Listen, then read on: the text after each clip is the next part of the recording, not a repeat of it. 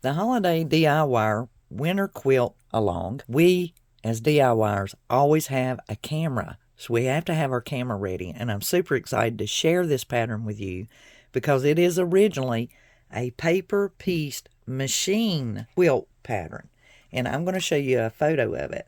The main piece of fabric that we are going to need is our background fabric, or you can select a piece of fabric that is a 3.5 inch square. And that is what's significant about this particular pattern, is this center piece that is the shutter of the camera is going to depict how large this pattern gets. Now, when I say as a paper piece pattern, this is the original paper piecing pattern. You would generally print these off, and then you would sew your fabric in order using a little bit of glue. You turn it upside down to sew the stitches. But I'm going to show you how we're going to make this the old-fashioned quilt block way, as we've done all the blocks. And if we do it right, our camera should turn out about this size. So as you can see, the shutter is the significant part of this pattern, and I'm going to show you how we can duplicate this using whatever fabric we've decided on. The great thing is you're going to find that a lot of these pieces are small enough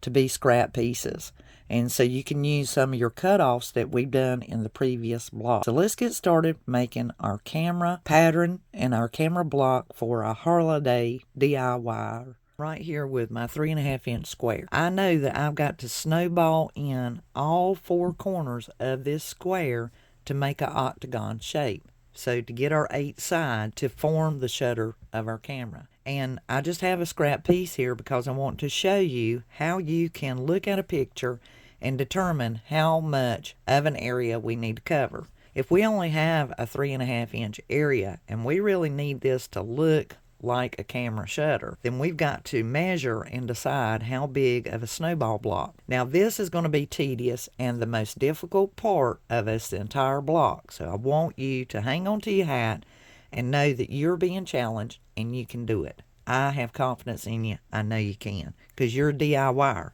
And that's what we do. Now, if I only use a 1 inch, and I'm starting with a 1 inch because I want to show you the difference. If I snowball with 1 inch piece of fabric, the way that you can determine that by looking is you're going to take your ruler and you're going to find your 1 inch over and you're going to find the 1 inch down and you line it up. That is how big of an area a 1 inch square is going to cover if you snowball it in. As you can see, that's only leaving 1.5 inches opening here, because when you go to this side, once again, if we're just laying it from the 1 inch to the 1 inch, that is all the area we're going to cover of that corner, and that will give us a 1.5 inch opening. So that means we also have to duplicate that on all 4 corners. This is how much it's going to cover, and that again is going to give us a 1.5 inch opening because we're dealing with a square. If we did this at 1.5 inches, this is what you are looking at. Here's our 1.5 and here's our 1.5 mark. So if I line that up from the 1.5 over to the 1.5 down, it's taking up that much of an area. That snowball will take that whole corner. And as you can see, by the time you did that on this side at 1.5 inches, you're going to have this little bitty 1/2 inch opening. And that's not going to look very much like a shutter to a camera. It's just not going to form right. So we have to reduce that to 1 inch. And this is how you can decide how much of a snowball, when you're working from a photo and trying to guesstimate how would that look. Your scrap fabric pieces or cutoffs are excellent for positioning and staging so that you can do your measuring and determine where to go from there. I had looked at the photograph and depicted that at least a 3.5 inch square was used in the center because of the shutter being, good and round and having enough sew area to snowball the side, even though it is a paper photo quilt pattern. And that is how I decided, okay, I need 1 inch squares to snowball, is simply by getting a 3.5 inch square, and measuring it and knowing that that was going to leave an inch and a half different. And these are really, really tiny, but we can do it because it is so small. Now, when we go to the sewing machine, we are going to set our stitch pattern at 2 millimeters. A smaller stitch will ensure that these little pieces will stay anchored as we build out this block. And we're just going to lower and lessen the size of our stitch. Now, I use a pen to mark mine so that when I get to the machine, all I have to do is sew on the line. And it keeps me from getting vertically upside down, or challenging to say the least. And just draw you a small line from corner to corner. And see, I'll go ahead and I'll just place a pin there long enough to hold that fabric. So let's go to the machine and let's sew directly on that line we drew.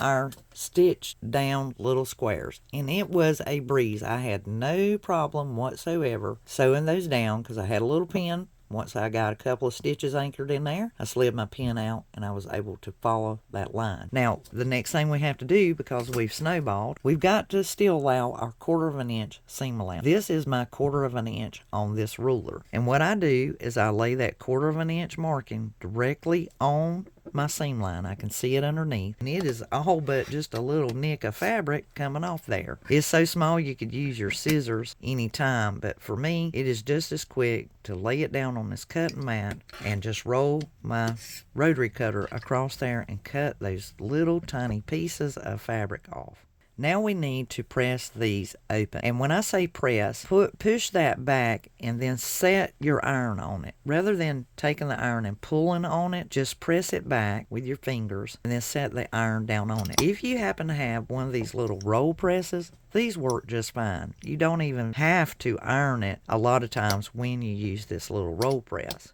And as you can see, you can real easily, with the roll press those open. And this is like a 1 inch wide roll press. It is wooden, it's smooth, and it's high quality. I will put a link in the description box where you can find this and purchase one for yourself. You can usually locate these at any kind of quilting place. I've not seen this in the most common areas, but I know that you can order it from quilting locations, and I recommend the wooden one versus a rubber one. Our next step is pretty simple because we know this is 3.5 inches long, but the width here is going to be 1.5 inches wide that we are going to attach on both sides. So we need 2 pieces that are 1.5 inch wide by 3.5 inches long. Make sure that when you are using your rulers, whatever rulers you began with on that block, use those rulers only throughout the build of your block because it will change from ruler to ruler. So it's real important to bear that in mind on your tools and equipment, that whatever you begin with, make sure that's what you use the whole time. And it will keep you from really truly making a lot of mistakes, and the measurements will come out like they're supposed to. Take and right side's facing and sew this one onto the right side, and do the same here with this piece, right sides together, and sew on the left side. I want to press these open towards the back side, or dark side rather. We want to press towards the dark side and then do the same over here. That is looking really, really neat. Now the next step is we need 1.5 inches wide by 5.5 inches long for the top and for the bottom. And that is simple, easy math, because all you have to do is count it on your cutting mat, or you can use your ruler and lie it across there, whichever is easy for you to read. Because the number jumps out at me, and I love that, a lot of times I just lay my ruler across there. So there we go, 5.5. And we already know that we used 1.5 inch strip here, so we're going to use the same fabric to do our top and our bottom. That way it'll really truly make this look like a camera shutter. So now I have my 5.5 inch pieces, and I'm going to take it to the sewing machine, and I'm going to attach this one to the top and this one to the bottom.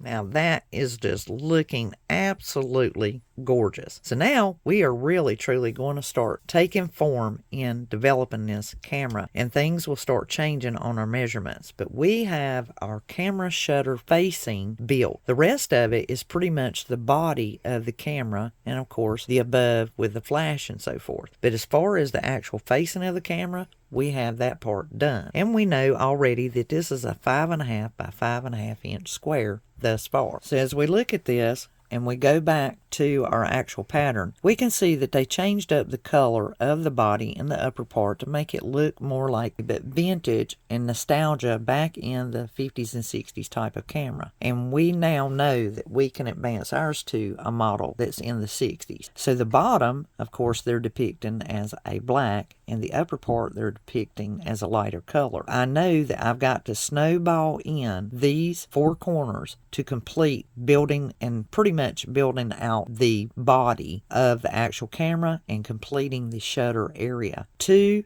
pieces for the top to snowball and 2 pieces for the bottom snowball. And on this one, as you can see, they did black and they did gray for the original one that she did. And we are once again going to take measurements to determine how big these 4 snowballs need to be. So based on the photograph, when I look at it, I already see that it goes over top of the top piece of fabric we have here, and it goes just over the corner of this fabric right here. I know that right here, where these 2 lines intersect, that has to come over this piece of fabric at least 1/4 of an inch, and that is a proper depiction in this photograph, that I need to cut my square at least 1.25 inches, or at this measurement, and then to give me my seam allowance grace, I need 1.5 inches. So these 4 squares will need to be 1.5 inch squares to snowball in these 4 sides. And I'll show you what I mean. As I was showing you before, and I'm going to zoom this up a little bit, whenever you take your ruler and you just lay it on your mat, if I do 1 inch, it is not going to cross these 2 intersected pieces of fabric. It's only going to hit the tip, and it's going to be equivalent to how much this is showing. If I move that in by 1.5 inches, and that's intersection, this is 1.5 inches. Each square is 1/2 inch. So there's my 1.5 inch, and here is my 1.5. I have now crossed over and intersected these 2 pieces of fabric right here, this seam, by 1/4 of an inch. So we need to cut 2 1.5 inch squares for the top of a different color, and 2 1.5 inch squares for the bottom, and we will snowball those in. You have to decide now what color you want your upper part to be, and once again, we can use scrap fabric. Just know that when you're looking over your scraps, if you do 2 different colors, you're going to stay with that through this whole section up here, and you're going to stay with that through this whole section down here, and make sure that you look and see what you have if you're using scrap pieces, or if you're using yardage or pre-cuts. This is a great pattern to use. And we're going to draw a line corner to corner so we don't get angrily challenged at the machine. That's those 2 pieces. And I know that I'm going to stay with that color for the bottom half of my camera. And we're going to go to the sewing machine. We're going to sew directly down on that line. And once again, reduce your stitch to 2 millimeters when you're doing something small like that. And it'll just help to anchor that little piece of fabric down a lot better for you. Lay our ruler on our sew line and allow a 1/4 of an inch seam allowance and trim off the difference. Press these open. And once again, press them. Don't just, if you iron them, you're pulling the fabric. We don't want to do that. We want to just lay that back and set the iron down on it to press it backwards. The facing of our camera standing out really good now. And the colors and the body starting to take form around the facing of our camera. Now, some ideas is if you have fussy cut a photograph or picture or printed on fabric, or you maybe want to do an iron-on transfer, this is a perfect spot on your quilt, your holiday DIY, to put a photograph or a picture or something that you'd like there, even a saying. And that's what's wonderful about the holiday DIY first edition, is there are several different blocks that will allow you to make it more personalized and to add your own little special touch to each one of the blocks. So let's see what we have next. So it looks like we need to add this 14A next in order to square off and get our height of our camera. So now we're building upward and we need to do our piece here. That looks like a 1 inch piece by the finish here to get it this height. And we will cut ours, say a 1 inch piece, the width of this 5.5 inch square. This is the width of our block. So they have took that little 1-inch piece, because you can see the width of a 1.5. This is what our 1.5 looks like. And so we can already see that that's a lot narrower than an 1.5 inches. I do have this 1-inch strip, and that wouldn't look too bad on this camera. Now, it might change the personality of that block by putting that there, being that this body is going to be this color, and I'm anticipating, that I wanted to use this color, but I could use the stripe and leave that as it is and add stripe fabric on the corners. And that's where you can make some decisions what you want to put across the top there. Either way, you have to decide. This, you're going to use a scant 1/4 inch seam. You do not want to do an entire full 1/4 inch. If you do, there's really not going to be nothing left of this. It'll be a 1/2 inch, and by the time you add another piece of fabric to it, it won't even be visible. So do a scant 1/4 inch seam on that piece of fabric. So I'm just trimming off that little difference now that I've sewn that 1-inch strip onto the top here. I'll press that back and see what we have. That looks really cute. Really, really cute. Now, my guesstimate is the reason why they put that little 1-inch strip of fabric across the top there is to make this 6 inches and make measuring and adding pieces to it a lot easier during the building of this paper piece block. So if I take this ruler right here, it is exactly 6 inches. We have our 6-inch by 5.5 inch wide block now. So the next step that we seen in this pattern when we had depicted it is we have our strip done now. Now they're building out the cap here. And that's the easy way, is to keep going up until you get to that limit and then add the sides.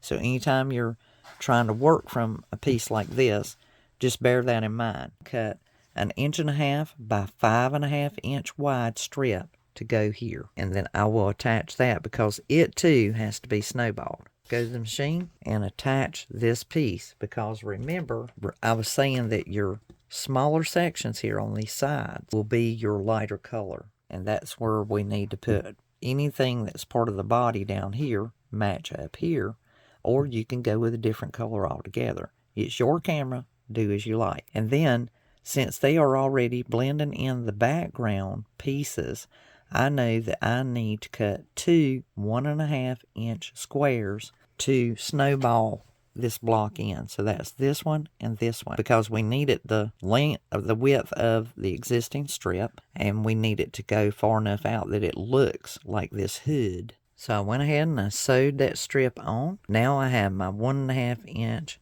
squares that are my background fabric, and I've already drawn a line from corner to corner so that you can see how that needs to be done in order to create the hood of our camera, because it's now going into the background for that section. And that's something to bear in mind as you build this out. You'll be able to look at this. This is a more complex block because we are doing this from a sheet or a paper pattern that you do paper piecing on a machine with. And we are also using very small blocks to snowball in to create our shapes. And additionally, we are discovering how we can measure and determine how much of a snowball is needed for each section. As it is, it's a more complex pattern, and that just makes it easier for you to adjust to doing that. So let's snowball these in. We're going to go to the machine and we're going to sew directly down on that drawn line, allowing a 1/4 inch seam allowance. Remember, lessen your stitch to 2 millimeter when you're doing something small like that. Keep the fabric anchored in place. We'll lay our 1/4 inch seam allowance on our seam line now. Don't always trust your drawn line if it's not exact, but your seam line. Cut off the difference. So now we're going to start building our side. And this is really easy. I want to show you how easy this is. As you see here in the photograph, this piece of fabric intersects in the corner right here. So that's on both sides. So we know the dark pieces are going to be the length of this point to the bottom. So if I lay my ruler there and I measure that, that's 4 inches of our darker fabric that is making part of the body. Now the upper part on the right side is going to change color. So we need to pick a color for the flash bulb. This would be a flash bulb of a 1960s era camera. And we need to just pick a different fabric. So the right side's going to get a little more complicated because we need a 1/2 inch seam allowance and a 1/2 inch seam allowance. So this is what we're going to do. We know that this area is 4 inches from here to here. If we look at the picture, we know this area where it's coming together here is 1.5 inches. So that's pretty easy. We know that to get to this corner where the flash bulb is 1.5 inches. So all we need is the difference between these two sections, which should be 2 inches or so. It is from the corner to this corner. Yes, we have a 1/2 inch up here. We need a 4.5 inch strip, a 2 inch background fabric, or the white, whichever we chose for this section. And then we need a 1.5 inch piece for our flash bulb. So if we allow that stitch allowance, we'll have our 4.5 here, we'll have our 2 inch here, and we'll have our 1.5 inch here, and it should come out right. Now, I will measure twice to be sure.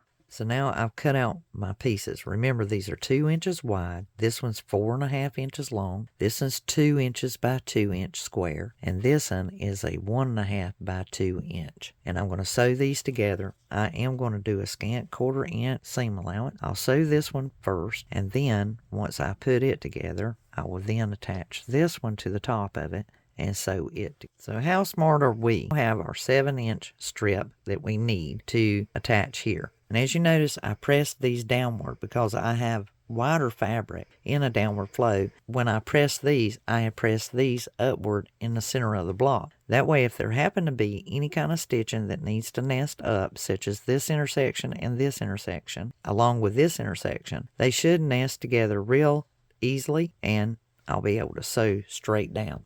So remember, on the side pieces, press those seams down, because your centerpiece is pressing upward, or vice versa. And then on this side, I will press those seams downward as well. That way I get this nice little nesting, as you can see right there, where those stitches are going to be intersecting.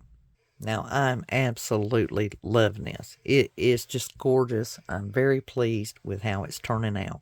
So now let's focus on the left side of our camera, now that we've got our right side built out.